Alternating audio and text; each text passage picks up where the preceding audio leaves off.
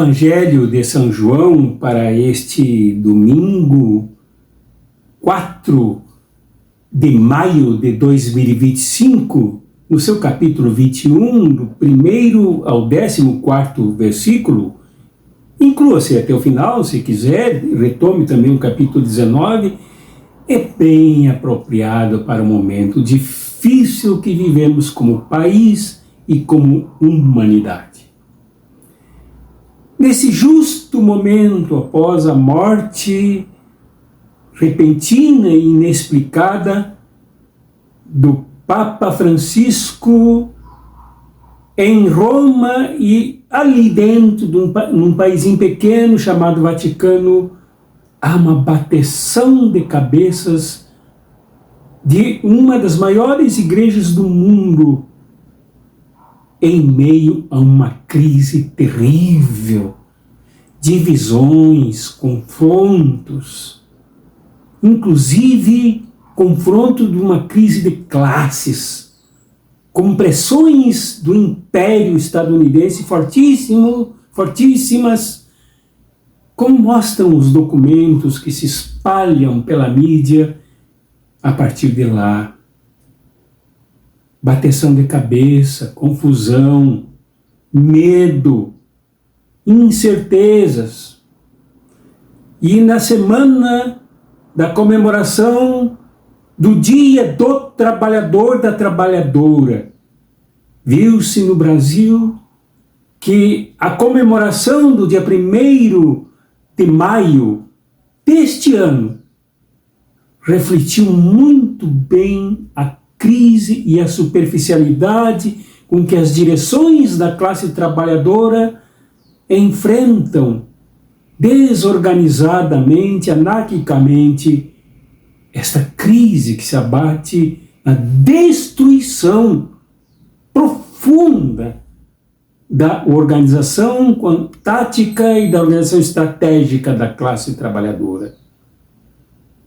Dia 1º de maio, como disse um padre cuja frase ecoou em rede nacional, transformou o Dia do Trabalhador, tradicionalmente consagrado como um dia de lutas, de levantes, de marchas, de protestos, de revoltas contra as grandes injustiças da classe, como se fosse um dia de descanso. Dia dos trabalhadores e das trabalhadoras como um dia de descanso. Esta movimentação das igrejas evangélicas, com a tal de Marcha para Jesus, aqui em Goiás, que reuniu milhares e milhares de pessoas provindas da América Latina, quando este evento, durante o terror de Jair Bolsonaro, acolheu o genocida, deu-lhe espaço, promoveu, fez alianças com ele, e agora é uma marcha de festeiros que festejam um Deus fechado no coração, de uma experiência espiritual descolada da realidade da classe trabalhadora, com chefes de igrejas, donos da igreja, proclamando um Jesus do louvor, um Jesus celestial, um Jesus agarrado lá ao futuro.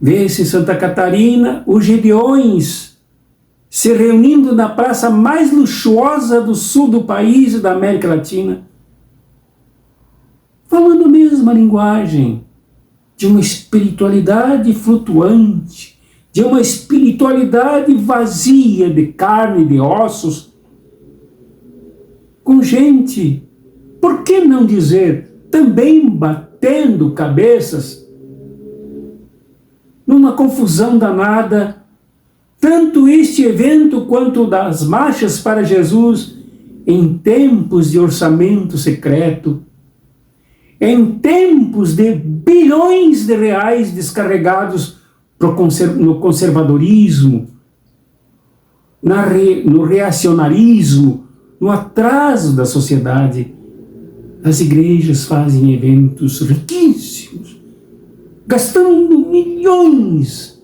de reais. Esta passagem do Evangelho tem bem a calhar frente a estas desordens, dessas perdições, desses extravios dos que falam em Jesus e não se comprometem com a causa dele. Aqui nesse Evangelho se percebe coisas impressionantes, não compreendidas, não estudadas e não assumidas por esses movimentos que eu mencionei ilustrativamente na introdução. Aqui, João retoma o que ele ensinou durante todo o seu Evangelho e apresenta um Jesus pascal, vivo, ressurreto, presente lá onde tudo começou, entre os pescadores, trabalhadores das praias e ondas do lago de Tiberíades na Galileia. Sim, João retoma aqui a ideia do verbo que se fez carne, como pascual, como Páscoa, como ressurreição, este verbo se faz carne entre os trabalhadores, como se fez em Caná da Galileia. Lá ele partilhou entre os convivas pobres o melhor vinho. Aqui ele compartilha pães e peixes numa celebração que também retoma a questão da multiplicação dos pães lá na montanha, ali perto, um pouco mais adiante da Galileia, para que o povo não morresse de fome. Aqui João retoma também a questão do serviço, ensinado insistentemente por Jesus e radicalizado na quinta-feira, quando ele lavou os pés dos discípulos, curvando-se como um servo, conversando com cada um sob o toque no sistema muscular, neurológico e ósseos dos discípulos, servindo. Depois ele pergunta: entendestes o que vos fiz? Ora, se entendestes, fazei isso entre vós. Aqui Jesus serve. Aqui São João, ou o discípulo amado, o autor desse capítulo, não se pode dizer que seja o autor de todo o Evangelho, retoma o Jesus do serviço. E o serviço significa exatamente isso: voltar ao lugar dos trabalhadores e trabalhadoras, os mesmos que compõem o seu discipulado, e mais o intelectual que está aqui, Natanael. Aqui, um intelectual comprometido com os 7, um número muito expressivo que significa simbolicamente a humanidade inteira.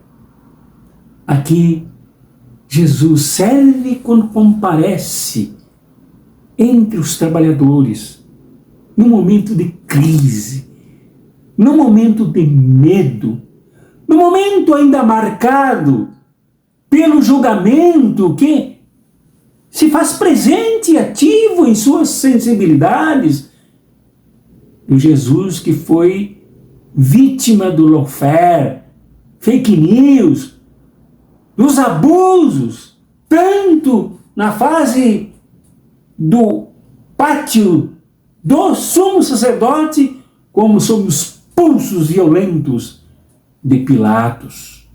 E depois carregar o patíbulo pesado, sob chicotadas, em maus tratos e abusos, um Estado que queria eliminar qualquer tentativa de mudanças, de transformações. Tudo isso ainda se fazia muito forte, isso não é brincadeira. Como a agrura sofrida na cruz, instrumento de vitimização, de perseguição de escravos e de líderes insurrecionais. Como o evento de Pedro, que não aguentou o peso de tudo isso, isso não é brincadeira.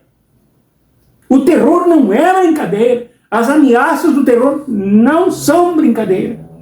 Não são coisas que se possa levar assim, coitado do Pedro, foi um covarde. Não, Pedro não aguentou, o peso foi muito grande. Isso quer dizer que não foi só ele.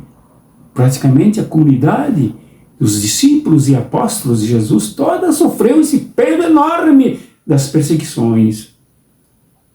Tudo isso é mais forte do que a memória de que Jesus prometera a Páscoa, prometera a ressurreição, que não era para ele somente, mas para todo o levante e revigoração do seu projeto, da sua proposta, da instituição do seu reino. Isso tudo foi esquecido. Ante tantos ruídos, tantos atropelos, tantos massacres, o belo desaparece. No meio de tanto sofrimento, decepções e fracassos, os sonhos morrem. Num contexto tão bárbaro, sangrento como eles viveram há poucos dias. O compromisso com um reino que desapareceu do seu horizonte, desaparece. E Jesus, então, o serviu. Serviu presente. Serviu ativo. Serviu conclamando a que voltassem.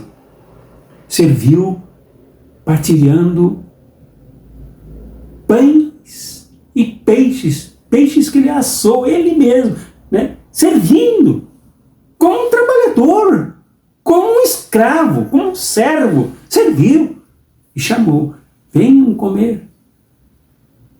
Serviu quando apontou que era preciso tentar de novo, agora do outro lado, joga as redes do outro lado. Busca um novo método, insiste. E não para de se comprometer. Jesus serviu. É isso que João retoma. É isso que São Marcos descreveu muito bem, como ao afirmar que o Filho do Homem não veio para ser servido, mas para servir e dar a sua vida em resgate da humanidade. É isso que ele veio fazer. É isso que é a Páscoa, que não é só a restituição da vida a um cadáver, mas o revigoramento de todo um projeto no meio das perseguições, visto que São João foi escrito entre os anos 100 e 120, em meio a uma crise terrível de perseguições massacrantes e divisões da sua comunidade. Era preciso encontrar a referência nesse que é Páscoa no meio dos trabalhadores, no meio de uma classe, a partir da categoria da maioria da população. Mas atenção para encerrar. Este Jesus que acende o fogo.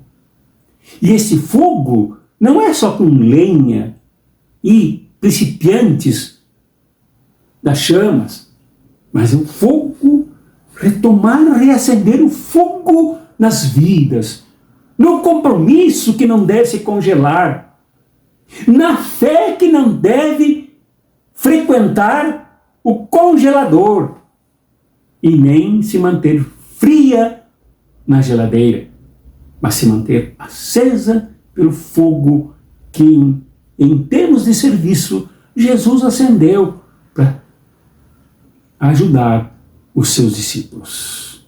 E aí, então, desaparece a nudez de Pedro. E aqui uma retomada de uma imagem lá do Gênesis, do ser humano que se sente nu quando se extravia, quando se perde. Desaparece essa nudez, essa desproteção, esta fragilidade do homem que negara Jesus 3 vezes, desaparece. E Jesus, a Páscoa toma lugar como compromisso com o reino. Não é com a igreja. O grande problema desses movimentos que eu mencionei na introdução é que eles querem a igreja. Todos os comentários que li sobre este texto, os comentaristas, teólogos e teólogas de fôlego, não conseguem perceber o reino, não conseguem perceber a Páscoa que se torna carne de novo, a Páscoa que retorna à classe trabalhadora, e se prendem à igreja. Jesus não veio criar a igreja. Jesus veio encarnar o reino para a humanidade. E é esse o nosso compromisso. Hoje, no meio desta crise que vivemos, guerra comercial, guerra com bombas, massacre do povo palestino, matar o povo palestino de fome, impedir que ele receba alimentação humanitária, nos chama a assumirmos a Páscoa, que é a ressurreição, que é a dignificação da vida, que é o resgate da vida, que é o levante da vida, que é a transformação contra tudo isto que eu acabei de mencionar, que é morte. Guerra, seja comercial, que pode derivar para guerras nucleares. Guerra, seja comercial, que pode derivar para a tentativa de explodir com o que nasce no mundo em favor desse projeto pascal, desse projeto que ressuscita as pessoas a partir de Jesus. É isso, meu irmão, minha irmã, que temos que revisar. É isso que temos que ver. Igreja que pensa Jesus a partir dela, dá nisso. Bateção de cabeça, vai pescar e não dá certo, se cansa porque quem volta para essa atividade depois de 3 anos de lutas, depois de 3 anos fazendo outras práticas, já não são mais as mesmas pessoas, elas já não sabem as mesmas coisas, elas se perderam e não sabem as novas que aprenderam antes. É preciso que não pensemos a transformação da humanidade que vem pelos trabalhadores, como Jesus fez na Galileia, vivo e ressurreto, que vem lá da margem, que aqui também simboliza a margem da humanidade. É preciso que nós pensemos o nosso compromisso com a transformação do mundo a partir desse caráter extremamente belo, lindo, não só poético, mas nobre, do Jesus que se faz Páscoa para acontecer Páscoa entre todos. É o nosso chamado. É o nosso chamado para mudarmos o mundo, tirarmos a letargia da classe trabalhadora em que ela se encontra, fazendo sorteios de automóveis e de motos e abandonando a luta. É a proposta e o chamamento para as igrejas que pensam até a partir delas, das suas instituições decaídas, as suas instituições que servem aos interesses dos poderosos, como ocorre agora com a tentativa de escolher um novo Papa, recebendo a pressão do império, a pressão da exploração, a pressão do massacre, para que de lá saia alguém que lhe sirva de continuidade desse massacre e da morte. Bem, isso é muito sério, isso é muito importante, isso é muito significativo. Fora daí, nada mais se justifica. Abençoemos-nos, portanto, com essas características da Páscoa que ocorreu na margem do lago de Tiberíades, na Galileia, com Jesus. Tomemos para nós esta imagem linda de Jesus fazendo fogo, assando peixes, orientando seus discípulos na pescaria, dando perspectivas, levantando a todos. Tomemos isso para nós e busquemos o Jesus que transforma a humanidade, o Jesus carne e osso, o Jesus que se move por entre os trabalhadores e trabalhadoras para transformar o mundo e não só para se mover. Em nome do Pai, do Filho e do Espírito Santo. Amém.